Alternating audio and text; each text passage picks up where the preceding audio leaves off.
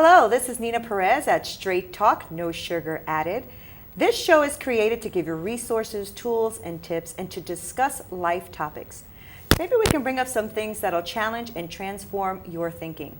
So today I have invited this amazing woman who I adore. Her name is Ginger Wilk, and she will be here today discussing relationship topics. So I want to give you a little bit of a background. Ginger possesses a master's degree in counseling and in social services. She's been in social services for about 30 years, and she provides individual and group counseling for female adolescents and young adults in many different areas. And so I kind of wanted you to tell us a little bit about yourself. But I didn't want to read your whole bio. I kind of wanted you to do that for us. So thank you for coming, Ginger. I appreciate you being here. I'm so excited tell us a little to be bit. here. Yeah. So when I was thinking about just kind of putting this little bio together, and it starts adding up to what the heck have I done since I got out of college, and it just kind of has rolled together. I mean, I just have a passion for people, I'm fascinated by them, always have been. And so when I got out of college, my first job was a residential treatment center for female adolescents that were dealing with drug and alcohol addiction. Wow. Residential is an amazing education because you are there when they're getting up in the morning, when they're going to bed, you're watching them interact with peers. So, I was called a counselor, but, sometimes it was doing chores with the girls, right. It wasn't this glamorous, let's go sit in my nice office. But it kind of grew from there, working with their families a little bit, and then I ended up moving to another residential treatment that was working with girls from foster care settings. Oh, wow. So I had a bodyguard, which was kind of exciting, be 20-something and have a bodyguard. But it was really just a guy that went with the social workers when we went into the city, into some projects in different places. And once again, you get to see families not in this, office setting, but right in their homes. Yeah. And you learn so much about a family by just sitting there in their room. And then moved on from there. I mean, and this is over 30 years, but started doing some pastoral care counseling through, in the communities with some churches, bringing the spiritual element in, since, I'm very, very passionate about my faith in God. Really was able to see that people are really needing to have spirituality in their day-to-day experiences, whether they're getting married or somebody passes away and they're thinking about the afterlife. So regardless of whether people are brought up in church or not, it comes up. Right. And so it was a very nice kind of combination with the psychology background that I had. And then, I worked with adults, and I started going into the prisons. I saw that. So some prison ministry. The prison ministry. Was that for males or females? I did a little bit of both. The ministry was males, and my husband and myself, actually, I've been married for almost 31 years now. We did a lot of ministry with males. In fact, it's interesting because there's a lot of talk about it now, but the Central Park rapists, the people that were convicted of that, but then now it's been overturned. Yeah. We're actually in one of our events that we did, we ministered to that group as well as others in a youth prison. So you just never know, what your situation is going to be. But we did ministry with males, and then with a nonprofit that I work for 7 years, I was going up and doing working and running groups with young females in the correctional institution. So getting an opportunity to just have these individuals volunteer to come to a program. And we would talk about everything from, day-to-day experiences of getting out of prison and starting over to dealing with authority figures, and then relationships, which is what made me think about, today's topic and why, in looking at how relationships have been impacted through the course of many of these individuals. So. Now, when you refer to relationships, are you talking about the relationship between two people who meet and have a relationship, or are you talking about relationships with parents in them, or are you talking about what kind of dynamic are you talking about? Mostly romantic relationships. Romantic, okay, yeah. Yes, because I've seen just the impact of what has happened in people's lives when they choose the wrong partner. Mm-hmm. And I don't think there's any of us that are exempt from, getting involved in some sort of an unhealthy relationship at some point in our lives. But there have been some real extreme examples of people that have just chosen the wrong person, not paid attention to red flags, and ended up in abusive relationships, Right. ended up in jail. Plenty of people that were sitting in this, correctional facility that basically took the fall for someone else because they were in a relationship, or would have never been there if they weren't dating Right. that drug dealer So sad. or whatever. And it goes on both ends too, Yeah. males and females. How we will really just decrease our self-esteem and our values, Yeah. and suddenly someday you wake up and not know, who you really are, Yeah. and how you could have possibly allowed yourself to kind of, come to this demise, Right. of what your life looks like. And for somebody that So. you've been dating, some people just a short while. Yes.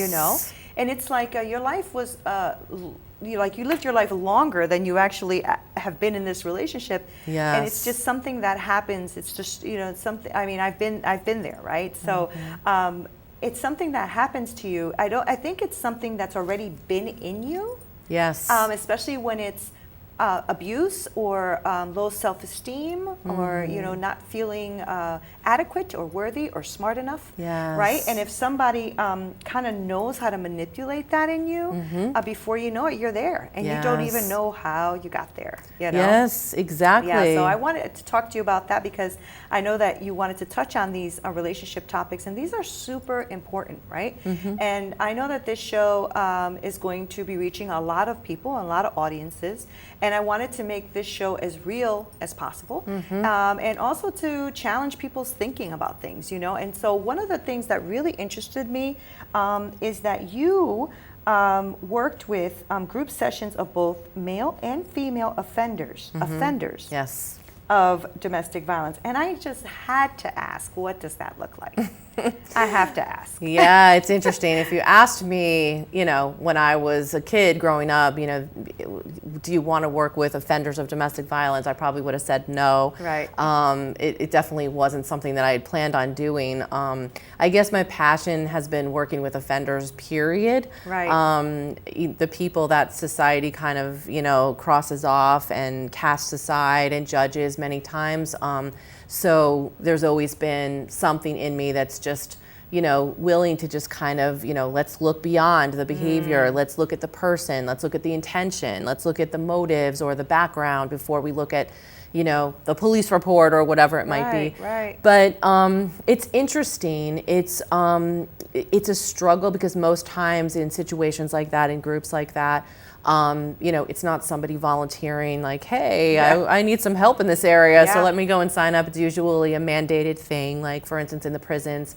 They're all different how they do it, but usually there's some sort of stipulation that you will not be able to go out on parole unless Okay. you take this group. And so then people are waiting for it. It's holding up their release. Right. And then here I am, Right. like, hi, I'm ready to do your group. And, they're so hostile. And then, of course, it's nobody's fault. They never did anything wrong. My partner was crazy. They lied. You get a lot of that, a lot of minimizing and blaming. But it's like this very stony wall that you have to figure out how to get around. If you go straight at it, 100% towards, the offense and the behaviors, there's going to be a lot of resistance because nobody wants to see themselves as the monster stereotype, like the Julia Roberts sleeping with the enemy. Like nobody wants to identify with that, or Ike Turner or whoever. So you're going to do everything to try to separate yourself from that stereotype. But then over time you realize there really isn't a stereotype. There are behaviors that are similar. There are traits.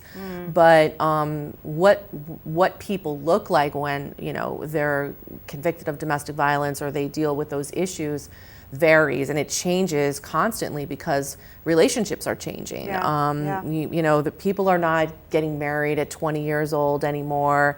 They might, but most people are waiting longer. And there's now other children from different relationships, so the dynamics are very, very different. Than bringing somebody in when you have children, and then them being witness to things, and red flags are very different from what they were like before. The entry point into some pre-existing family, it just looks different than it did before. But I think it's really getting somebody to just kind of take a look at themselves and stop looking at the victims or, the lying children or the nosy neighbors, Right. But really just being able to take ownership and just like with anything else, a person has to come to a point where there's repentance, and repentance isn't something you can ever force on someone. Yeah. It's a revelation that they have to come to where you just take ownership of your behavior. And so it really looks like somebody just finally saying, I realize that my stance or, my large stature or whatever is very intimidating. Like being able to just come to that conclusion is huge, because Right. if you can come to that conclusion, then you can start owning some of the behaviors that go along with that. Or to just be able to say, I should have never done that in front of my child, Right. starting there, and Right. then you have to kind of peel back the layers. But change is like that, Right. whether it's addiction, no matter what it is, it doesn't come all at once, and Right. nobody's going to pound it over your head, Right. But it's not the easiest population to work with. No, it's not. And and a lot of, maybe I shouldn't say a lot, but what I found in domestic violence, being a survivor of it myself, is that there's a lot of manipulation that goes on, right? So that makes your job a little bit harder. Yes. Because a lot of them are very charismatic, and I think that whether male or female, right? And I think that a lot of, and please correct me if I'm wrong, but I think that that is one of the reasons why we get into these relationships to begin with, is because the other person is so charismatic, right? There's something about them that you are seriously attracted to, Yes. And at first, it's, for me anyway, I'll speak for my own, it wasn't violent in the beginning, but it was super sweet, it wasn't very long before the violence started, but I know that it's because I also witnessed a lot of violence growing up. My mother was also very abused. So watching that kind of makes you, as a kid, this is life, right? Like this is you have to fight for your life, and then you just keep in this relationship. That's what you do, Yeah. So I get what you're saying too about how things have changed and how relationships have changed. You're so right. So that must put you in a position to constantly have to reinvent yourself too, right? And how you counsel people. Yes. Because you can't counsel them the same way you did, 30, you said you've been doing this 30 years, Yeah. right? Or something like that. Yeah. So, you can't do that anymore. It has to be completely different. And that must be a challenge for you, right? So you have to educate yourself and say, okay, wait, people aren't getting married in their 20s anymore. And, what is a relationship right now, and how does that work, and what's acceptable now and what isn't, because there's so many things that are acceptable that I'm just like, that is not acceptable, but just like that, being aware of the times, like in the Old Testament they talk about that, that they would draw for counselors that were aware of the times, or however it was phrased. That's smart. And so it is a constant changing, of the way that we look at things, and just being relevant to what relationships look like. I mean, there's a lot of people a lot of people living together, a lot of people, a lot of different babies' mothers, so that's some of the dynamics that I've seen over the years, where, there's just this whole big sort of like a really bad version of like sister wives, going on where it causes a lot of drama, and so part of it is, with some of the males across the board, like not just in the programs that I've done for domestic violence, but getting them to minimize the womanizing that goes on, and helping them to understand that, it's not okay just because, this baby's mother is okay with you, jumping into bed with her one night and then leaving for 3 weeks and then going to somebody else and coming back. Just because she says she's okay with that doesn't mean she is. And letting them know that, females develop an emotional connection when there's, sexual intimacy that happens.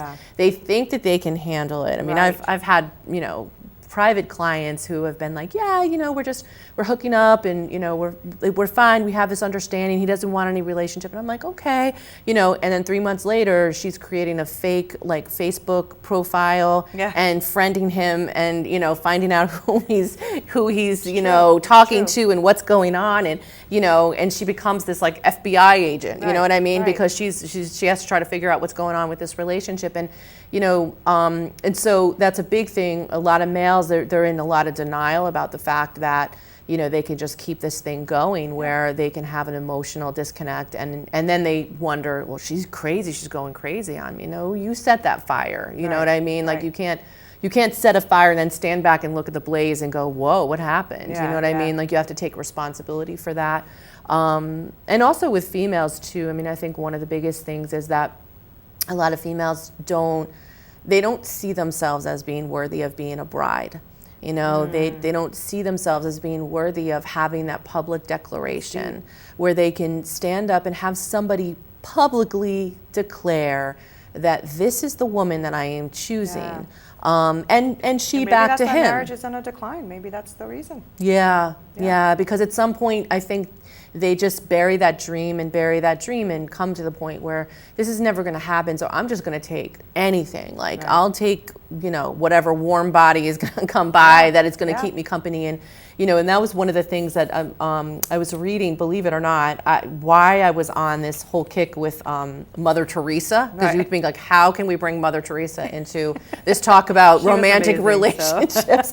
But it was just interesting because she said, the greatest disease in the West today, now this was written in the 80s, is not TB or leprosy. It is being unwanted, unloved, and uncared for. We can cure physical diseases with medicine, but the only cure for loneliness, despair, and hopelessness is love. Wow. And so, you know, what she was really pegging is in all of the people, you know, that she was ministering to and bringing bread and, you know, food and all this other stuff, loneliness was the biggest thing that she pegged. Wow. And I don't think it's any different here in Connecticut. And that loneliness causes people to make very poor choices about who they allow to come into their home, into their lives. And before you know it, you know, there's a relationship that's highly toxic. It may not be physically abusive, emotionally abusive, but that person becomes very stunted and depressed, and it could be toxic on both ends and unfulfilling on both ends. Like, I mean, the person that you choose to be with is probably one of the most important decisions that anybody will ever make. You That's know? a really good way to put it too, because I don't know if you go through this, but I've realized that when I speak to, let's say, a single friend of mine, and I'm talking to a single friend, and I know that her relationship is not good, it's toxic. Yeah. And I've known to be a straight talker, and I'm like, this is not good for you, and you really should not be in this relationship. It's just not good for you. Yes. Well, I mean, but then that means I'm going to be alone, and I don't want to be alone, and at least I have company. And I said, but why be in bad company when you can be alone in good company with yourself? You know, like. But it's hard sometimes, and I get it. It's hard sometimes for them to receive from me because I'm married. Yes. You know, so I can say that all day, you know, but at the end of the day, I'm coming home to my husband. Yeah. Right. So that must be a challenge also for you, I would think, right? Because you're dealing with a different population, and you're doing a lot of adolescents. You're doing women as well, right? Yes. But they must look at you and say, she don't know what she's talking about. Yeah. You know, she hasn't lived our life, or, you know, she hasn't struggled the way we have, or, you know, she doesn't, you know, have 4 different baby daddies, and she doesn't, you know. That has to be another challenge for you to overcome. So on top of learning, how do you speak the new relationship language, right? I know. Now you have to try to break the barrier of what they think of you the second they see you, right? Well, I mean, it's true, you know, when you're working with, you know, a population of people that, you know, a clientele that need to have services, they're always going to put up some sort of wall to kind of, you know, discount you. Like, you can't relate to me because whether you're white or because, you know, you come from a certain, you know, area of town, you live in the woods or whatever, or you're married, or, you know, now with working with younger ones, it's, you know, I'm older now. So I had one young guy, and he was like, he called me Miss. Well, Miss, you know, you were out like having picnics with your husband years ago, and I think he pictured me in like one of those like petticoats, like whatever, like back in whatever the 1700s. And I'm like, wow. I mean, I know I'm old, but you know, I don't think I'm that old. Dude, but it was his way of saying, you know, you can't relate, and so. But, you know, what I do is I use it to my advantage. You know, I will say, yes, I've been married for 30 years, and right off the bat, that gives me some credibility that there can be longevity. But I'm very honest about the fact that, there have been very dark times, there have been a lot of conflicts. There's a lot of times when you don't know, how you're going to survive this, but yet you can get great victory when you get past the conflicts and past the things that, that could divide you. Conflicts can either divide or they can make you stronger as a couple. Right. And part of it is a lot of people don't see the longevity. They don't have a picture of a couple or a married couple that can actually be together for more than 5 years. Right. Some of them don't even see marriage in their future. Yeah. Some of them don't even see themselves living beyond 25. So then to tell them that you can actually grow old with somebody, it gives them a lot of hope. But then they come back and then they'll drill you about other things, and they want to know all sorts of details about, which I don't get into because that can be a time waster too. But I try to be as transparent as possible because I don't want, to try to paint this picture of perfection. But one thing that I have seen is that, if people, they're going to struggle. If people tell me that they don't, I don't ever argue, I've never had any fights with my husband, then they're lying, like you're definitely lying.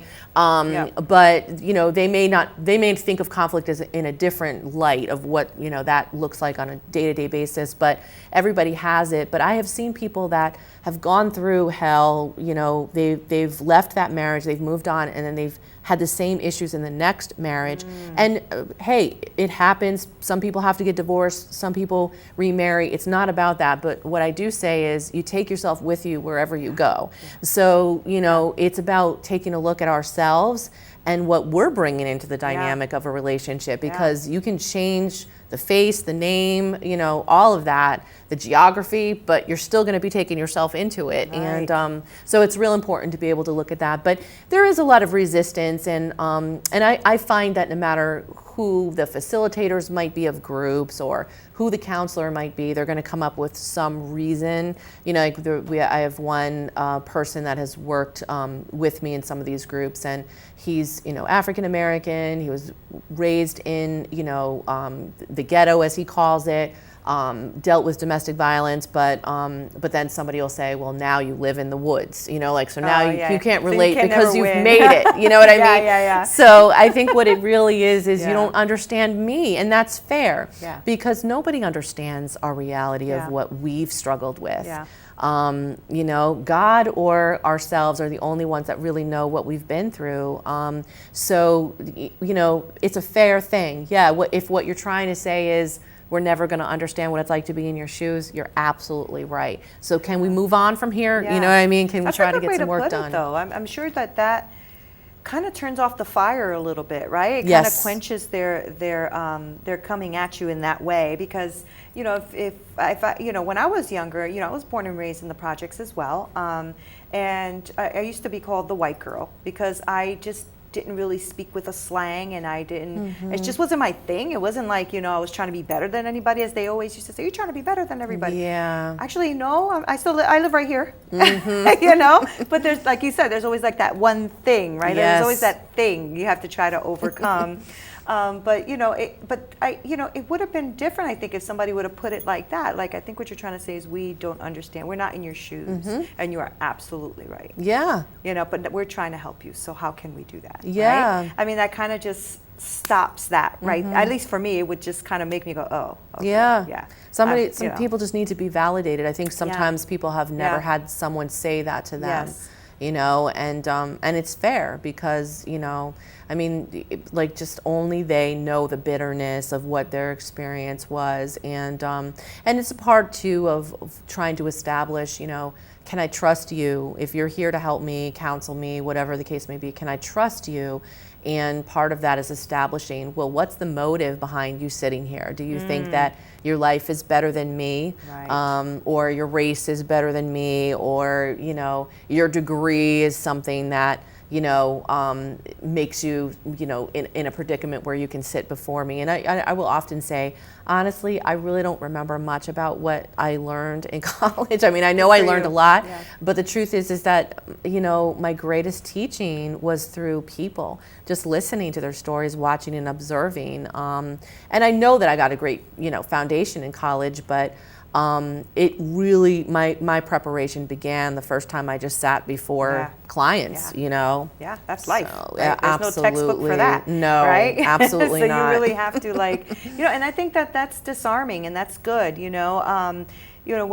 because I think that we all come with our defenses, right? Because we want to protect ourselves, like you said. Yeah. And I think, ownership or owning your stuff is not easy because you got to go ill sometimes, Yes. like, oh, I don't like that I did that, or I don't like that part of me, or I'm very angry, or I'm, those kind of things that you go through that you don't like, right? But it's who you are, right? When me and my husband were going through our relationship issues and we were in counseling, I'll never forget because I remember that my husband was saying, I can't speak to her. She gets angry very quickly. And I'm like, what are you talking about? I don't know what you're talking about. And I started like yelling at him in front of the counselor. A perfect demonstration in front of the counselor. And then I realized as I was doing this anger thing that he was talking about, that both the counselor and him just stayed and looked at me. And I just sat there like, oh my gosh, I got stuff. Yeah. I got some stuff I got to work on here. I felt really bad about that, but it changed me completely. Yes. That one moment, because I had to own it. I had to own it. And it's hard because there's a lot of Yeah. guilt that goes along with that. Yeah. It's having to look at ourselves and then the guilt of how did I let that continue or how did I make that choice or neglect that person or, it takes time and it doesn't have to be this big dramatic moment, but it does, once we kind of are in that place, I think you can start unloading, those things and just acknowledging them. And so that does happen, when you're dealing with the groups or whether you're dealing in sessions where people feel finally relaxed enough or, that they're not being judged. Right. I think that's a big way that people end up coming clean, with what they've done or how their lives have been, is that they're not in a situation where they're feeling judged, and then they relax. And I mean, that's true for all of us, Yeah. So they're able to take ownership of the behaviors then. But yeah, it's challenging. I mean, in this field, I don't think I've ever really had a boring day. Yeah, I was going to say, it's a day full of excitement, but you have to make sure that you don't take that load on because that's hard too, right? I mean, you can I would think that you can sit there and be like, okay, Ginger, maybe you don't understand, or maybe you're not good enough, or maybe you can't do it, or maybe this is way beyond your pay grade, or you can do that to yourself as well, right? Yep. Because they're coming at you in that way where you're just like, okay, they're saying I don't understand them and they've been through this and I really don't understand that. Can I do this, right? So I'm sure that happens. Yes. So I want to talk to you a little bit more about that and then we're going to jump into some relationship stuff. So thank you so much for watching. We will be right back. Don't miss it.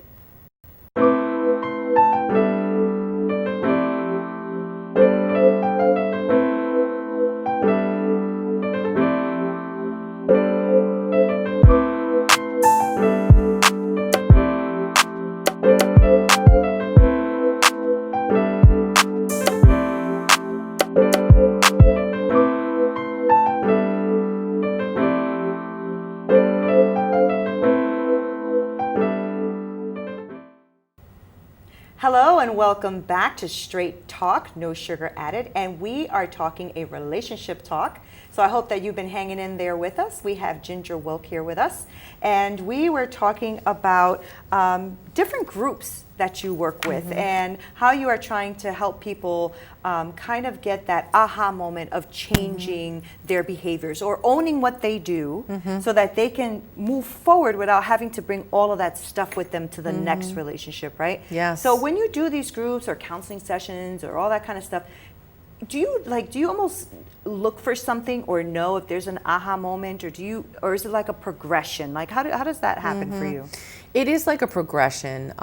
It's coming. I have faith, in humanity that they're going to get there if they stick with it. That they're going to get there. And truth really just it does bring freedom. It really does. And it does come in pieces. We accept it in bits and pieces.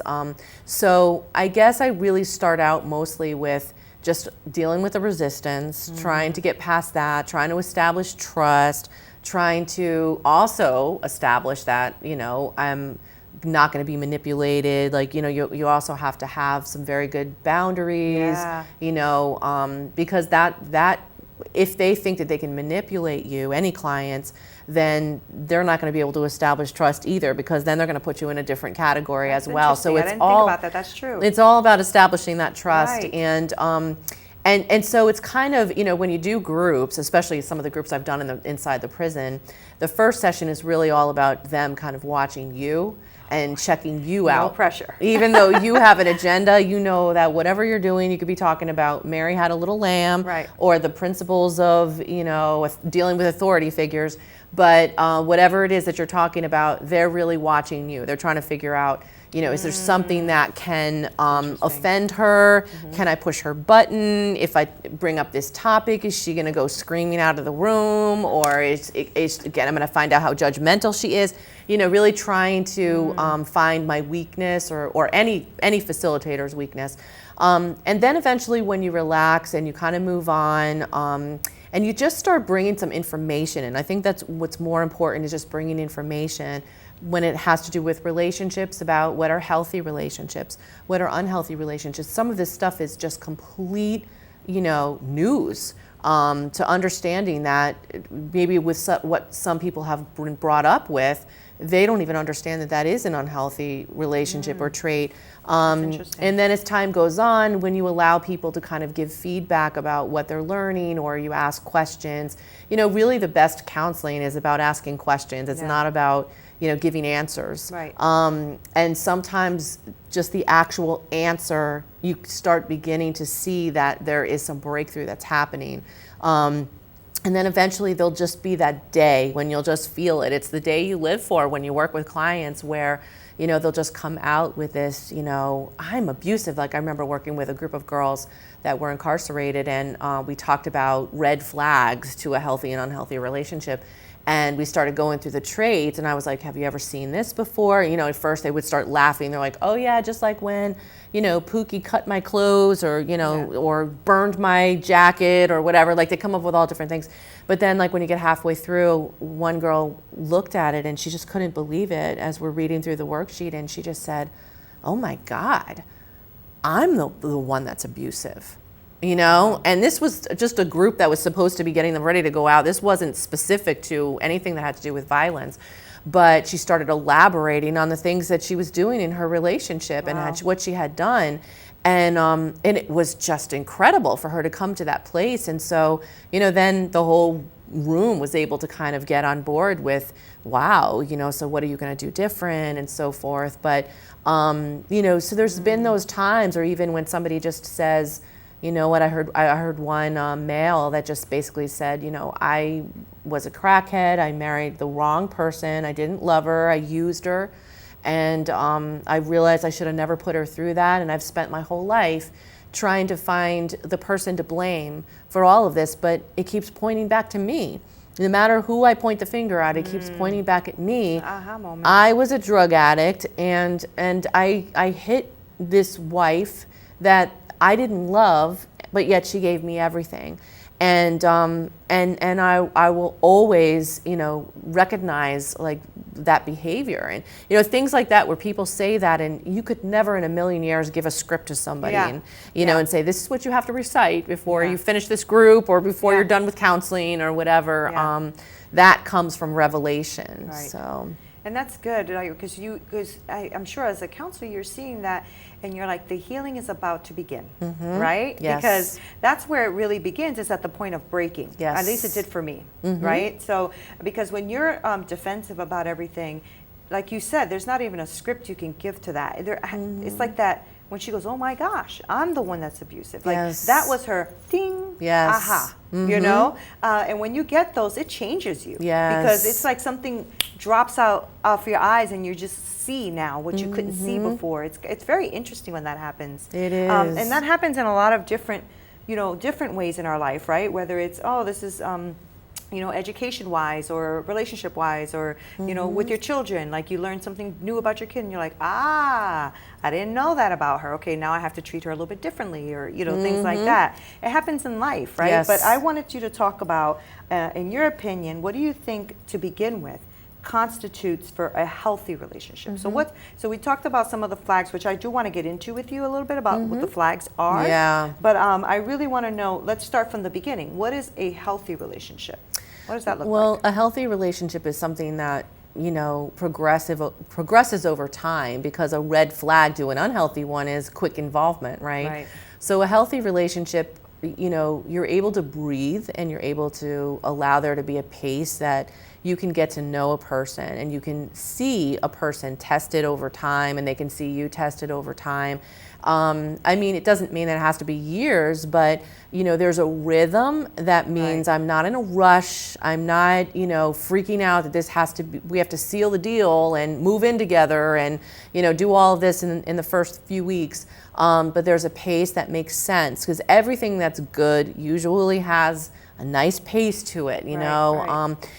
Also, there's a lot of different types of intimacy in a healthy relationship.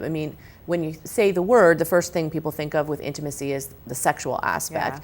there's more to that. That actually should be kind of on the bottom of Yeah, the list, I in agree. the sense of all of the other things are so much more important and will end up leading to healthy, positive, sexuality. But things like emotional intimacy and being able to share your dreams with somebody, your goals, your failures, the things you went through as a child, even able to talk about the stupidest things, like the pickle that was on your sandwich during the day, like being able to have those types of conversations, small or big, is so important. That friendship, really, you could start out romantically involved, but you must have a friendship in a healthy relationship.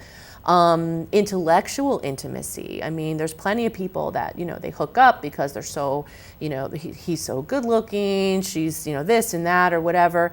But then really at the end of the day, when they both open up their mouths and try to have a conversation, there's just nothing there. Right. I worked with one client who, it ended up being an abusive relationship that he was in, but he was, master's level, scientist and, very, very intellectual, but he was picking, a lot of girls that, he was picking up in the club and different things like that. And I was like, have you ever thought about dating somebody that, you're a match with intellectually, and he was like, it never occurred to him, and he would that he would be in a relationship with right? exactly, like, you're not intelligent enough to figure that out. But he ended up, finally getting into a relationship with somebody that was at the same educational level as he was. And so, it's different things, recreationally, artistically. We're not going to have it all with, the person that we end up with, our partner, our husband, our wife, or whatever the case may be.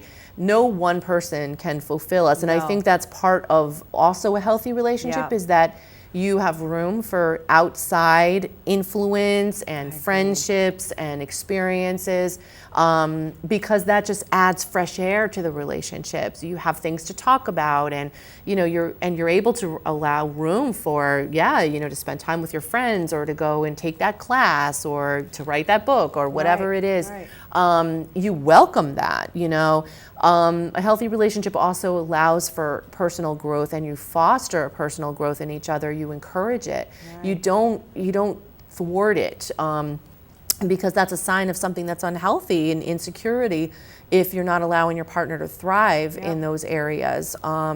So it's really being able to have, it's consensual. Everything is consensual. You're not made to do anything, even certain activities. You agree together, you compromise. You might say, all right, this week we'll go and do this, next week we do that. But wherever there's, sort of a demand or a controlling atmosphere, that's the polar opposite of what you're looking for. And I really truly believe that healthy couples can have a great influence on others. They can parent other people beyond their own children. They can be surrogate parents for fatherless or motherless children, or even adults. They can mentor other couples. They can have some sort of a mission. I think every really positive couple that I would say is healthy has a DNA to their marriage, something that sort of defines what they're like when they're together. I mean, my husband and myself, it's outreach. You know, we've just always done that, going into the prisons, we've been in the shelters, you know, wherever we can go, wherever we can reach out to people. And there's something that very magical that happens when we do that together.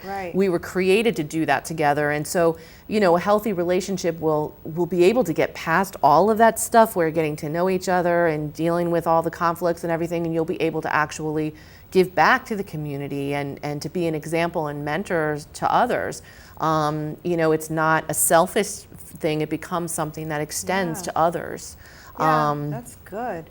You know, and it made me think about how I used to be in an unhealthy relationship, and now I'm in a healthy relationship. But our relationship was unhealthy in the beginning, but became healthy because we put the work in. Nothing's easy. We put the work in. I mean, we've been together 20 years, so we put the work in. But to your point, like, I think also you are 100% correct about bringing freshness into the relationship by having these outsources that you have, you know, like women groups, or maybe you go out to lunch with your girlfriends, or whatever it is that brings you back with your husband as your friend, right? As opposed to I can't do that because I have to be with my husband. Oh no, I can't because my husband. Oh my husband. Oh my husband. Oh my husband. And that can be really hard on the relationship, and also it makes you bitter and angry and upset that you can't do anything, you know. So I totally understand that, and you're right. I think a healthy relationship is beyond that. I mean, I consider my husband my friend. It's true. You know, a lot of people don't, sadly, you know, or I have friends who have been married a long time but can't stand their husbands, you know, and it's just like, it's so sad to me. I know. You know, and they're like, oh, just because you and him. And I was like, no, it's not that. It's just sad. It's sad. And I think I said, if there's any, and this is just the way I feel, like if there's any little sliver of hope, go get some counseling. Yeah, absolutely. You know what I'm saying? Like, go get some counseling, because you might uncover that it's just years of pressing feelings down, or not respecting each other's boundaries, or not respecting each other's feelings, and maybe you guys can get past that, and that love can come back. You know, exactly. At least that's how I see it. Yeah, because there's seasons in marriage, and you know, and we definitely have had some very unhealthy seasons. You know, we went through a period where we lost our house, and you know, then you sort of blame one another. You know, or I just blamed him. But you know, things like that where you have to try to overcome, or you know, he was sick for a while, so my husband wasn't working, and then you know, I went back to work earlier than I really wanted to, because I wanted to be home with the girls, and you know, and so then the financial strain, because finances is that's biggest, a huge issue, and so then you know, you're having to regroup. It's kind of like, okay, we were just hit with this, you know, big whatever you want to call it, and now we have to regroup and try to find our way back to the good things that we had before, but then also you're creating some new things. You know, I mean, right now we're empty nesters. Our girls are both in college, you know, and so, you know, when it was a year ago, I guess, that it first happened, and people would come over and they go, well, how is it going? And I'd be like, well, we're okay. And he's like, it's brutal, you know? So, but the truth is that we didn't really know what to do with each other. I mean, you know what I mean? It was like, this is kind of strange. Like our whole relationship is based around parenting, and then we had these other things, and now we have to reshift again. And so you can't come to a point where like it's done, like we are what we are, but you know, because life changes and we're changing as individuals, so a marriage has to adapt with that. So and you do have to put the work in, and you have to be able to communicate as well. So, and like one trend I've been seeing, and I hope that this is not a trend, but I've been seeing it with more friends than I'd like, is friends who have been married over 25 to 30 years and are getting divorced now. And I'm like, what is this? You're like the fifth couple I've spoken to in the last maybe year. The 20-year mark, I think, is the highest. Was it 20 years? 20, and so sometimes it takes a while to catch up, you know. But that's the biggest test, and also that's middle age for a lot of people if they got married younger, And that is a time where you're starting to look at, all right, what's next now, for my life? And if you're just going to look at each other, you're going to get discouraged because, what's coming, the things to come are going to involve, opportunities for both of you and challenges. And, it's just a constant embracing of the season and realizing that, all right, well, I'm not the same as I was 20 years ago, so Right. I can't expect him to be the same. Right. We both have to look at how we've changed towards one another. But yeah, I remember reading something like that after the 20-year mark is okay. the biggest challenge. That makes But, sense. And I'm like, yeah. I'm looking at my husband, I'm like, I still love you. I know, Like, I still I adore know. you. I hope this is forever, right? Because it's Absolutely. like, it's sad to me when somebody says, oh, I've been married 33 years and Yeah. he wants a divorce. And I'm like, 33 years? I Like, that's a very know. long time, right? And you start to think, was that always an unhealthy relationship, or is this a part of the season and they didn't know how to shift with the season? Right. Right? Because like you said, I mean, marriages change, relationships change. And if you're not malleable and willing to move with it, it could cause a lot of damage. Yeah, exactly. So yeah, that was really good. I like that. That was a good one. Okay, so here I want to talk about what are some of the red flags to an unhealthy relationship or a potentially toxic relationship. Right. So, because we talked about a lot of them are probably going to be the opposite of what you just spoke about, but I'm sure there's a lot more red flags. So, for our audience, because I'm like I said, this show is to give resources and tools and tips for people, right? And it's very important because I've been there. Like I said, I was a domestic violent relationship and I've been divorced before. Right. And so I know that if I was watching a show, this is the part I want to hear you talk about, right? Yeah. This is the part. So what are some of the red flags to an unhealthy relationship? Especially you said you have girls, right? Yes. So your girls, I'm sure that you've talked to them about this. And especially since you said they're in college and you're just like, flags, babies, flags, Yeah, right? exactly. So if you're talking to your daughters right now, or you're talking to someone that is really important to you, what are the red flags that you would want them to look at?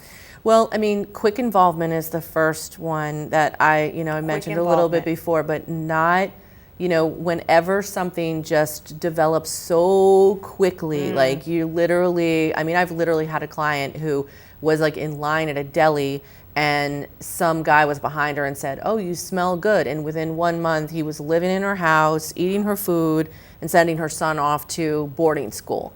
You know what I mean? Like it happened that fast because she was lonely. And so, because that person is trying to accelerate, give all the good, they have this nice little bag of tricks. Yeah. And that bag of tricks is not very deep. You know what I Right, mean? right. So they're showing it all as quickly old as they fast. can. And then before you know it, you're in a situation that you can't get out of. You're financially connected, or they have the key to your house, or they know your kids, and and now it's even more involved. You can't just walk away from the situation. So, when somebody just, you went on one date with them and now they've got to see you every minute and now they're coming over your house and no. You know what I mean? Like, if you're going to start dating somebody, date them. You see how it goes, public place, you know what I mean? You go in your car, they go in their car. And then maybe if you want to see them again, wait a week. You know what I mean? Slow it down, because that gives you time to be able to get to see how that person really operates. And it gives you time to realize, what's driving this? Do I really like this person, or am I just lonely? Yeah. Do I just want a warm body? You know what I mean? So that one, That's a good one. jealousy and controlling behavior. I wish I had it in front of me as a prop, but our phones are the biggest weapons in controlling and jealous behavior now, because you can track people and send locations, and somebody falls asleep and then they take out their phone and now they're looking through everything that every guy or girl that they've ever talked to, social media. There's a real danger right now of very controlling and jealous behavior accelerating quickly because of the information that you can get on somebody. And I often say, somebody could just be sitting around in their house, maybe they're single, playing around on the phone, trying to let me friend, such and such from high school, and you could literally ruin a household by just playing around and friending somebody, So the first flag that you look at is getting into a relationship very quickly. Yes. Give me another one. Jealousy and controlling behavior is the second one. It's Yep. really two different ones, but whenever somebody is just so jealous about anything that you're doing, controlling you from even seeing family or where you're going to go, You or start let to me get drive you to secluded. work. Yeah, let me drive you to work, baby, whatever, you know what I Yeah. mean? Instead of you having that independence. Dr. Jekyll and Mr. Hyde behavior. Okay, yep. So just That's a good one. really flipping from one mood to Sweet the to other. not, yeah. Yeah. And that's something that doesn't just happen in the home. Like if you slow down a relationship and you're with that person, you'll see it happen at CVS, you'll see it happen behind the wheel of a car, you know, if someone cuts them off. You know, so when you see that Dr. Jekyll and Mr. Hyde behavior, you realize, well, if it's happening in public, then it's surely going to happen when they're very comfortable with me. If you're smart enough to think that, because you always think that you can change him. Yes. Yeah. Yes. So that's another one, the Dr. Jekyll and Mr. Hyde, right? And what's another one? Isolation, just really wanting to just kind of get that person away from anybody and anything Yeah. that is going to have influence. good. Because, and it goes with the controlling behavior, but you just start noticing that little by little by little, that person, or in your own life, if you're understanding of it, that now everything that I wanted to do or everywhere that I wanted to go is now very limited to me just being with this one person all the time. That's good. I want, if you can, I would love you to give me a list of your red flags, if that's possible. Sure. Because I would love to post this with your video when it comes out. Sure. Because I think that, I just think that you're touching on so many amazing topics. We could sit here for like 20 hours because Right. all of them are so important and so heavy. I have a daughter, she's 20, and I'm constantly telling her these things, right? Yeah. And you know, I worry, Yeah. like, you know, because she's so sweet and she's so tender, and she's a homebody, so it would be very easy for them to isolate her, or, you know, like, because she's a homebody. Yes. She's not a party girl, she doesn't go out, it's not her thing, you know. But these flags were so important. I wish somebody would have shared them with me, is what I'm trying to say. You know, I Yeah. learned them the hard way. But you have so many good ones in there. I mean, the isolation to me is so big because that one comes so slowly that you don't realize it. Yes. It's not until he's argued with you so much about you being on the phone that you're like, forget it. Yeah. And you're not on the phone anymore. Right. You know? And then you realize that, wait, I want to call a friend, but I don't even know who to call. Like, all your friends have gone on because you've isolated yourself. You know, the relationship is, nobody's there to even help you if something does happen. It's a very slow process. You don't realize how slow but quick it happens. Does that make sense? Yes.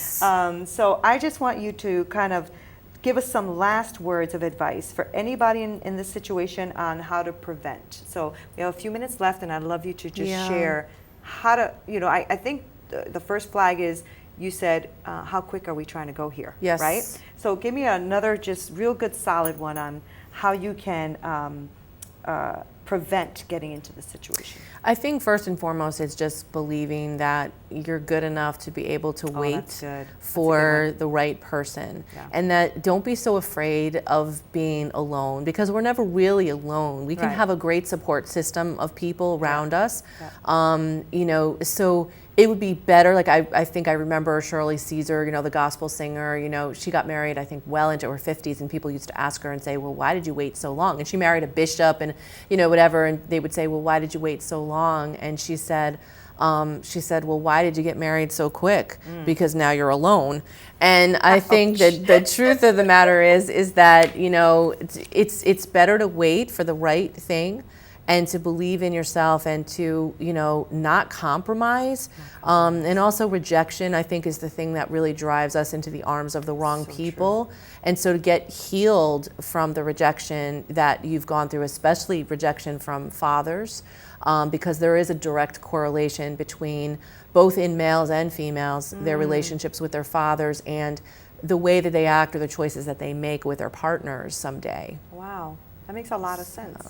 Yeah. And it's true. I mean, I have friends who have amazing relationships with their dads, and they are in healthy relationships. So that's very true. Yes. I know that for my own personal life, that was a big to do, a big part of it, right? Because I didn't have a father in my life, and the stepfather I had was abusive. So it was a little bit hard to trust men, first of all. Of course. But to also just feel like, why doesn't anybody want me? I remember thinking that as a kid. Why doesn't anybody want me? Why am I so bad? Or, things like that. Because when you're a kid, you're trying to get your brain around what's happening, But I'm so glad that you came out. I am so glad that you did this, because you are a whole wealth of knowledge. Like, we just need to do this again and again, I think.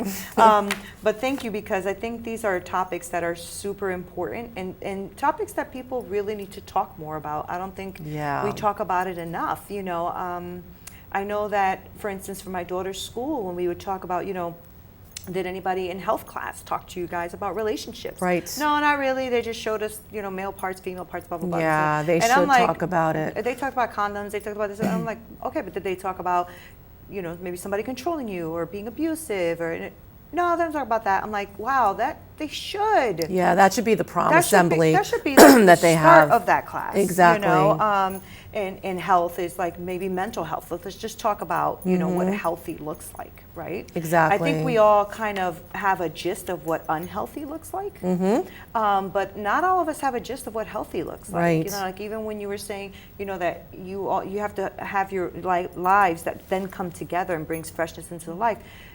People who've never seen that don't even know what you're talking about. Right. I never saw that. It's right? foreign, yes. It's really foreign. And, something that may feel normal to you, right? Somebody else goes, that doesn't happen anymore. You've been married 30 plus years, that's why. Right. So we always had that, like we said before, we always had that excuse or that thing. But the truth is that you can have that. Yes. You can. And, people always let you know who they really are, is what I always say. So, Ginger, thank you. Oh, thank you for very having much me. for being here. I appreciate you coming. Seriously, this was so much fun. Thank you. So thank you so much. I hope you got the tools and the tips that you needed out of this conversation. This is an important conversation. So I want to hear your feedback. I want to hear what you think. Do you have any questions for Ginger? I can bring them out to her and see what she says. But I'm not trying to put you on the spot. But go ahead and send those questions on over to Straight Talk, No Sugar Added. Again, thank you so much for watching. This is Neena Perez. And until next time.